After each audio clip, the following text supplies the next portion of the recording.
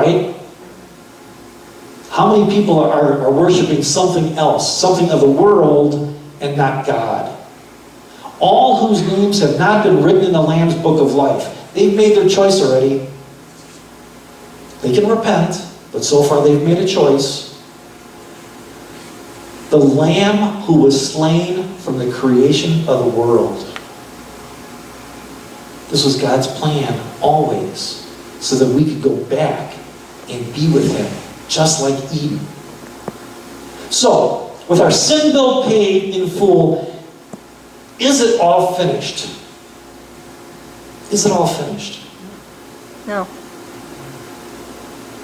Yes and no. Yes and no. Yes, because with Jesus' death, our sinful life is over forever. He took care of sin by His death. And that kind of makes it better for those of us who believe in Jesus, because we're no longer under sin. But our Father has a bigger and better plan for us. Remember, He wants us back. If our plan ends at death, He hasn't gotten us back yet, right?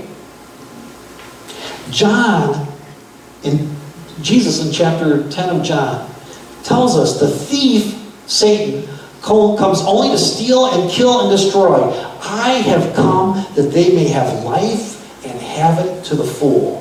What does life in the full mean? Let's go to Isaiah.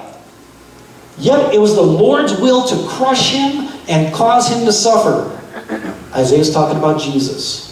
And though the Lord makes his life an offering for sin, he will see his offspring, talking about Jesus now, and prolong his days, and the will of the Lord will prosper in his hand. Now, sometimes prophecies are hard to understand. The first part we get, right?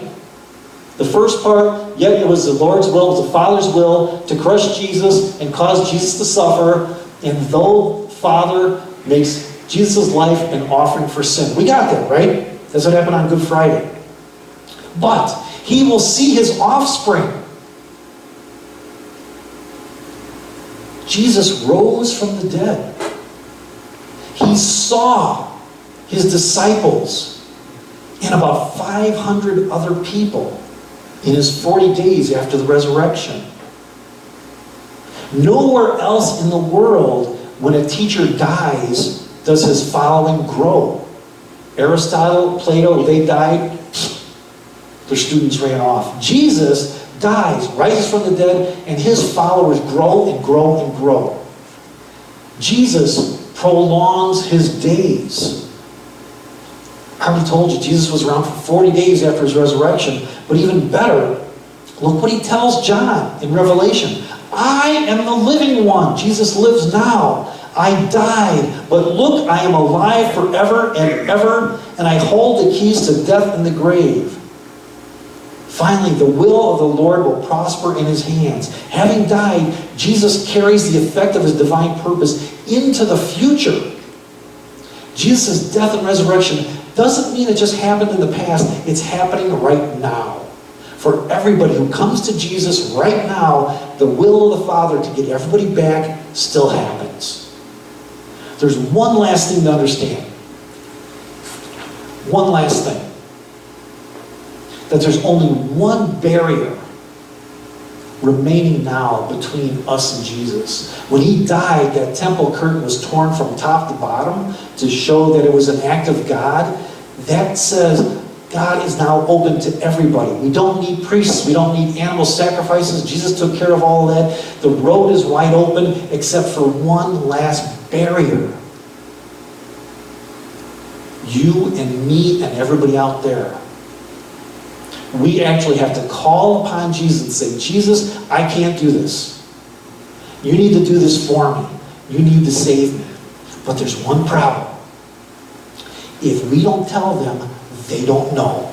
Paul tells us. Thank you. I'll give you the clicker, Nora. How then can they call on the one they have not believed in? That's those people out there. They don't know who Jesus is. They have no idea. And how can they believe in the one who they have not heard? If we don't tell them, they're not going to know. They're not going to hear this in school, folks. And how, unless they come to FCA, and how can they hear without somebody preaching to them? And how can anyone preach unless they are sent? We've been sent. Jesus tells us, most specifically in Matthew 28, go and make disciples. That's not an invitation, folks. That's a command. Go. So we who are saved, we have to tell the news, right? Now that we know, we must sow. You and I, now that we know what it takes to be saved, now that we have all the benefits of salvation, we have to sow. So you and I have to get out there and get busy. More about this next week, about sowing and what else we have to watch out for. Now, let's join Jesus at his table. Because Jesus died for us to provide his body for us in sacrifice.